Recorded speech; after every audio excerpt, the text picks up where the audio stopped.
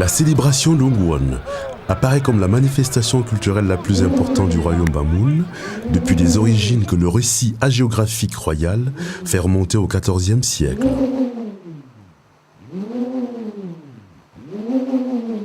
Le royaume, aujourd'hui peuplé de près d'1 million d'habitants, fut agrandi par des conquêtes successives au point de devenir, au cours du XIXe siècle, une véritable puissance militaire et économique régionale et un modèle d'État centralisé dont le rayonnement culturel s'étendait dans l'ensemble des grasslands de l'ouest du Cameroun.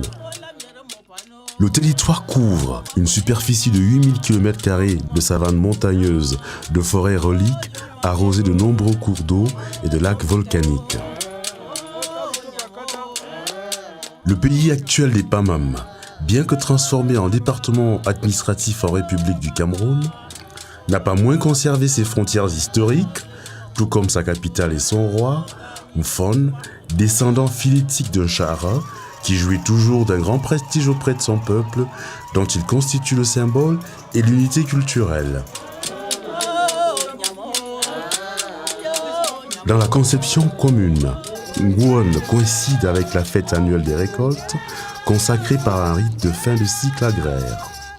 Dans les temps anciens, on procédait en effet à une grande collecte à travers le pays, puis à une redistribution aussi équilibrée que possible des ressources des différents écosystèmes, prévoyant de cette manière des pénuries éventuelles ou des disettes.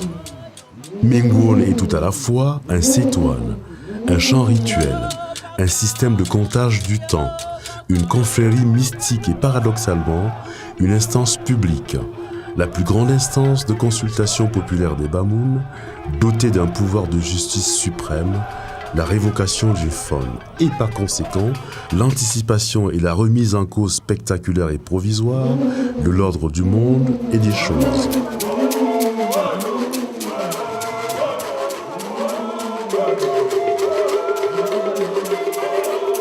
Après l'entrée en procession des détenteurs d'Ongwon dans la grande salle du palais la nuit dernière, l'étape suivante, le Charpam, l'échange des fous, les médecines entre le roi et les Mfenangwon, chargés de dresser un état du royaume, aura pour effet d'apaiser le malheur, d'exorciser les esprits maléfiques, les Rum, d'apporter la bénédiction et la prospérité.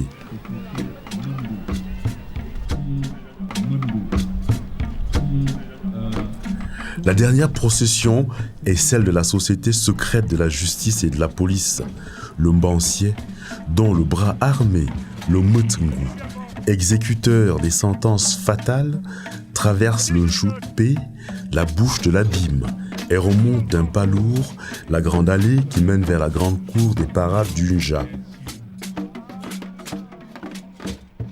Elle y plantera la fameuse lance du Mutungu, Ku Mutungu, devant laquelle aucun pouvoir ne résiste. Elle joue de cette musique lugubre et inexorable pour tout Bamoun ayant manqué aux règles de la justice du royaume.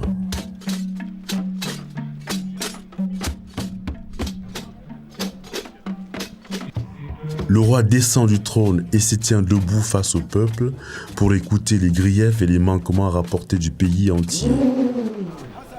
Il sera interpellé pour toute injustice commise en son nom.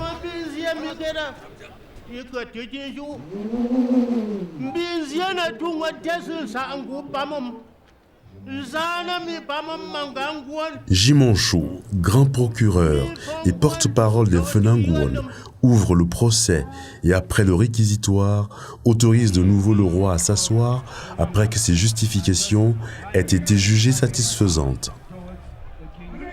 Un cabri est immolé pour inscrire dans la terre la trêve du sang et de la violence. Aucun être vivant ne sera sacrifié dans le royaume tout entier ce jour. Un pacte de sang renouvelable est ainsi scellé entre le roi, son peuple et les ancêtres. Mfon, celui qui marche dans le brouillard, tout comme Ngwon, vient d'accéder à un nouveau cycle de règne en prenant de nouveaux engagements publics. Il proclame qu'il n'y faillira point. L'adhésion immédiate du peuple Bamoun à ce retour symbolique vers une référence culturelle ancienne souligne à contrario les incertitudes d'un contexte politique et économique mondialisé. La participation populaire, comme le nombre croissant des visiteurs, ont contribué à une modification de la périodicité de l'événement.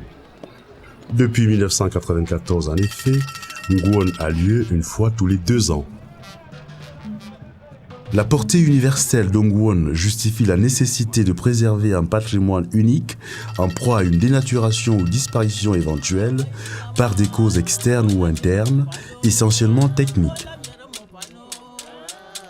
Une longue interruption de près de 80 ans a immanquablement laissé des traces qu'il faudra constamment effacer.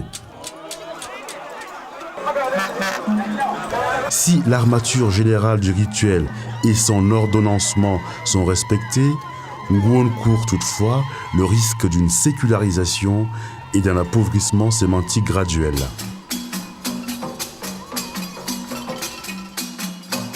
D'une part, en effet, le registre musical non codifié et enregistré de façon systématique perd en diversité et qualité d'exécution.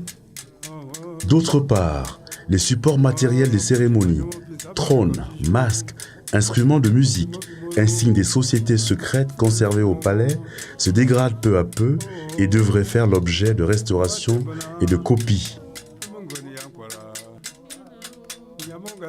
Enfin, les manuscrits en écriture Shumom, inventés par le roi Njoya en 1896, concernant notamment l'histoire et les traditions ancestrales, les rituels et les documents divers tels que l'arrivée des premiers Européens, les correspondances et agendas royaux, les registres d'état civil, les comptes n'ont pas entièrement été traduits.